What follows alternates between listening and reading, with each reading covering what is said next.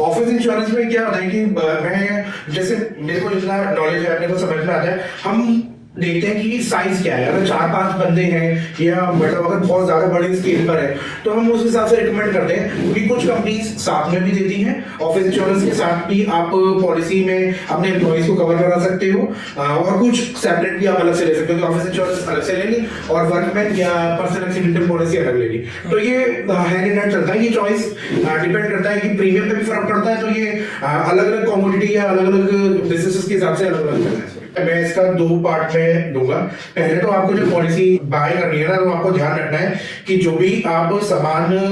जितना भी कंटेंट आपका है वो आपको पॉलिसी में मेंशन कराना है, और आपको यूज क्या है आपके ऑफिस का, वो बहुत जरूरी होता है। कई जगह लिखा होता है कि ऑफिस किस कैटेगरी में है, क्या है आपका यूज, क्या है ऑक्यूपेंसीज क्या है, तो ये बड़ा इंपॉर्टेंट फैक्टर है। और दूसरा, मान लीजिए खुदा ना खासा क्लेम आ गया, बारिश हो गई या बाढ़ आ गई, तो उसमें जैसे शॉप इंश्योरेंस में क्लेम सेटलमेंट होता है, ऐसे ही होता है। जैसे चेन्नई में अभी बहुत तेज बारिश आई, जिसकी वजह से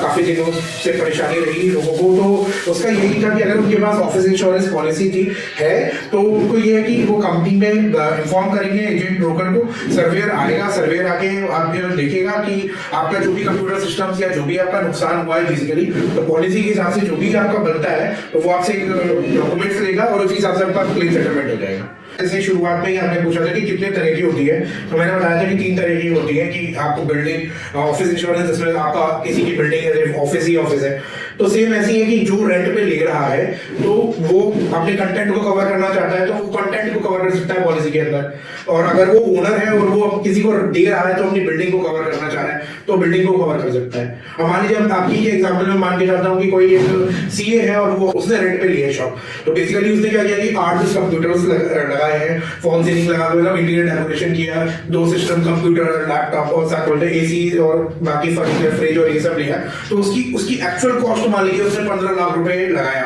इस सेटअप में, तो उसको जो सम एश्योर्ड जो भी चूज करना चाहिए, पॉलिसी बाय करनी चाहिए, उसे उतनी ही लेनी चाहिए जितने का उसने एक्चुअल कॉस्ट लगाया। क्योंकि क्या है कि पॉलिसी का नियम ये है कि अगर क्लेम भी सेटलमेंट होगा तो रीस्टेटमेंट वैल्यू पे होगा। वो वैल्यू आज के टाइम पे अगर आपका सामान नुकसान हो जाए, आग लग जाए, अर्थक्वेक हो जाए या कुछ भी, तो आपको वही वैल्यू लेनी है जिस वैल्यू पे आपका सामान